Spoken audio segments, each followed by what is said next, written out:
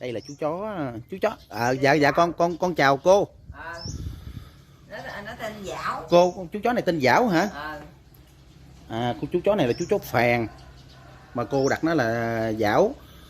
Ồ, nó có hai cái lỗ tai, con thấy hai lỗ tai này cũng thính quá nè. Hai lỗ tai thính. Dạ, sao cô cột nó vậy? Bỏ ra nó đi quá trời đi. Sợ bị cẩu tặc ha. Cẩu tặc nó bắn á. Dạ. Bằng ngày nó bắn luôn. Dạ, cô Tám, cô cho con hỏi coi. Chú chó này nó biết nói tiếng người là nói làm sao? Thì thí dụ như ai gao á, gao mà có hậu muối hôn cái nó gào theo, hay là cái gì có cái hậu hôn cái là nó làm theo. Cô phát hiện chó này nó nói được như vậy là từ khi nào? Mới mấy tháng này chừng khoảng 3 tháng. Dạ. Hơn 3 tháng. Rồi sao cô phát hiện? Bởi vì nó nghe gao thì nó gao theo. Bữa đó cô ở nhà hả? Ở nhà mới nghe, chứ đi hoài tôi cũng đi hoài, đi gửi cho người ta. Dạ. Gửi cho người ta đi bằng mướn. Dạ. Rồi người ta cho ăn đói khát ốm tội nghiệp quá. Dạ. Chứ không thôi gửi nữa rồi đó. Tội nghiệp lắm, nó ăn không có nhiêu chén cơm mà. Dạ. Mà ăn có tiêu chuẩn, ăn mức độ đàng hoàng, không dạ. có còn dư thừa ăn thêm không có. Dạ. Bữa ra sáng là ra buổi sáng, buổi chiều ra buổi chiều. Không có ăn lộn xộn. Mà là nó gao theo. Mà bây giờ có người, nếu mà có ai mà cái ai mà bán chổi chổi hôn nó cũng làm là nó gao theo. Đúng rồi, cái xe chạy nè, chổi hôn rồi cái xe mà người ta bán chổi bán tùm lum á, gao luôn. Mà phải có hôn nha. Dạ. Thưa chị. Đó. Không được. Thưa chị các bạn, thì Vũ Chiến đang ở đây thì có cái chị bán bánh mì. Bánh mì đóng giòn đây, thử coi chú chó này có gao theo không? Không, đây là không được, hôn mới được. Bánh bò, bánh chuối hôn, muối hôn, xe dừa hôn. Phải làm theo. Nhưng mà cô nó nghe cái tiếng rao, cái lỗ tai nó chảnh theo kìa. Trời, nó nghe mà nó nghe đừng nó biết. Dạ. Đây là không được, đây là quá ngắn.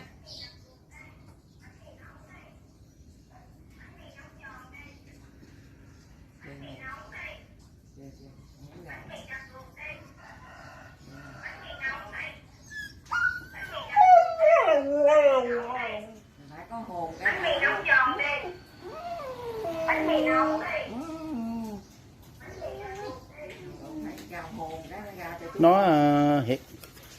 Nó phát hiện rồi, nó phát hiện một cái người đi ngang là rao bánh mì đây, nhưng mà nó chưa có nói theo được. Nó chỉ ư thôi. Nhưng mà ngắn quá. Dạ, ngắn quá. Phải có cái hôn mà nó làm. Theo cô nói thì các bạn, theo cô nói là rau hơi dài một chút xíu á. Dài là nó cao dài. Là rau nó rau theo. Nó làm được. Dạ. Nó cũng muốn gào đó mà ngắn quá. Đúng rồi. Tắc cừ cũng chết, ai không sợ chứ. Ở xóm này nhiều người biết không cô? Biết. Đằng đây bên sông mới đầu tôi nói nè. Không tin cái tới chừng ngồi uống cà phê nghe gao gành muối không. Là ông nào nấy nói ốc chưa? Trời ơi, hậu nó nói rồi, con nghe rồi. Chính con gái tôi mà còn sợ mà nó trời mẹ ơi gành chân luôn, muối không. Cô nói mà con cũng nghe, con nói ốc con chưa có hình dung được. Cấp đó tới giờ rồi tôi cưng đó. Dạ. Không thôi cái không tôi đi mần mướn mần thuê đó. Dạ. Rồi tôi đem tôi gửi nó cho người ta cho ăn chậu cơm cục không bớt ra. Cô con thấy cô hoàn cảnh cô cũng nghèo hả? Nhà này nhà từ thiện hả cô? Cô sống ở đây bao nhiêu với ai? Sống với nhỏ cái út thằng nãy có vợ rồi, ở riêng hết trơn rồi với cái thằng khùng giá lộ giá đường đó. Là con cô hả? Anh Chí. Đây nè, hai mẹ con có một cái bảo hiểm đây chứ đâu. Dạ. Nghèo có hai mẹ con hà, bởi vì hai cái người này tật nguyền. Thì ra là cô là mẹ của anh Chí, các bạn mà có xem cái clip á, mà anh Chí là cái người mà hay đi giá đường á, là chính là cô là mẹ. Cái nay con mới biết luôn. Cho tiền nó mua xi măng. Dạ. Ai cho tiền là ảnh lấy ảnh mua xi măng. Làm ướp. Dạ. Hôm nay thì Vũ Chiến lại đây thì nhà này nhà từ thiện các bạn, cũng được nhà từ thiện mới cất xong. Và câu chuyện của chú chó thì hôm nay Vũ Chiến về đây thì nó chưa có được sáng tỏ mấy, tại vì cái lời rao á, cái lời rao của cái người bán đồ nó ngắn quá. Phải có hậu. Đó cái người bán bánh mì quay lại kìa. Không được. Phải có cái hậu là ngon quá. Dạ. Cô cái chú chó này hồi đó là cô xin người ta hay gì? Xin gì tự nhiên lại nhà ở bằng cùng giò ghẻ chóc không, trời ơi cô thấy gớm. Sao? Tự lại nhà ở. Tự ba lớn gì nè mà ghẻ ơi, không có cọng lông nữa. Dạ. Rồi bắt đầu con nhỏ con tôi nó mới bắt cái con gì ve. Dạ. Cắn. Còn cưng nuôi luôn nè. Dạ. Nuôi tới giờ luôn. Rồi tới nay cô phát hiện là nó nói được tiếng người. Trời thấy cưng lắm, bởi vậy từ hồi mà gao tới giờ thấy cưng. Dạ. Rồi họ gửi nữa, tội nghiệp của người ta bỏ đó có khác nó ốm lòi sống luôn. Cô đi mần hả? Cô đi mần cái cô sợ người ta bắt cái cô gửi. Cái đem gửi. Dạ. Mà người ta không có cho ăn đàng hoàng như mình. Dạ đúng rồi. Rồi tội nghiệp nhỏ gái út nói thôi mẹ ở nhà đi. Dạ. Để mà đem gửi dảo lần nữa nó chết á. Dạ. Không đem về lòi bên sườn lòi đít khu lòi chật với hai con. Quá. Nó ăn có một dạ. Chiếc thôi, không có ăn nhiều. Dạ. Ăn đàng hoàng có mực thước lắm. Dạ. Ở đâu lợi chứ không phải ngu. Ở đâu lợi? Nó bằng cùm giò vậy, ta nói gờ không dám gờ. Đây là chú chó đực.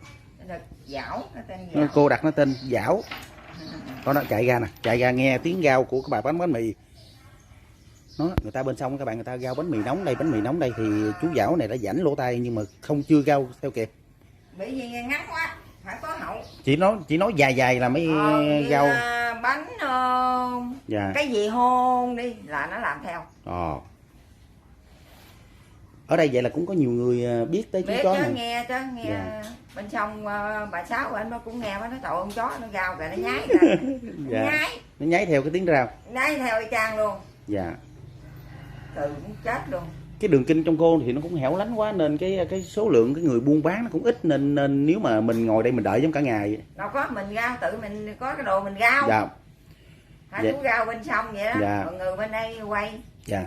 Vậy là thưa quý vị các bạn, nếu mà thực hư câu chuyện này như thế nào thì lần sau Vũ Chiến sẽ đem một cái loa vô đây, Vũ Chiến để đằng kia và chú Chiến gao cái tiếng giống như là múi hôn thử coi cái chú chó này có rao theo hay không. Phải có hậu kéo vậy. Dạ. Dài. Theo cô nói thì giống như là múi hôn dài vậy là nó cứ gao theo. Nó bập cái miệng nó rồi nó dạ.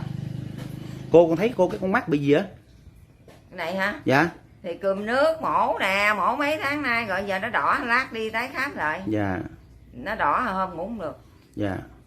Rồi mới đổi cái bảo hiểm đó. Dạ. Cô thì cuộc sống cũng không có ruộng nữa gọi là nhà thì nhà nghèo các bạn. Thì cô ở đây có một mình thôi. Rồi nhà này cũng như được nhà từ thiện cấp cho cô nè. Dạ. Thì nãy con nghe cô đi khám bệnh thôi, con gửi cho cô 200.000 để cô đi khám bệnh. Chú. Dạ. Chúc chú thành công trên mọi việc ha. Dạ con cảm ơn cô nhiều. Rồi cũng phải làm từ thiện. Dạ. Hoặc đâu nghe. Đây các bạn chú chó nè.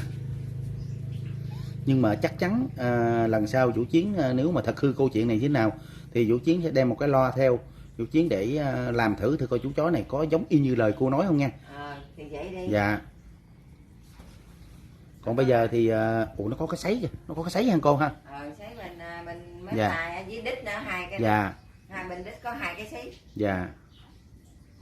Còn bây giờ thì video của Vũ Chiến đến đây xin tạm dừng các nha các bạn. Hẹn gặp lại quý vị các bạn trong các video tiếp theo nói về thực hư của chú chó này nha. Dạ.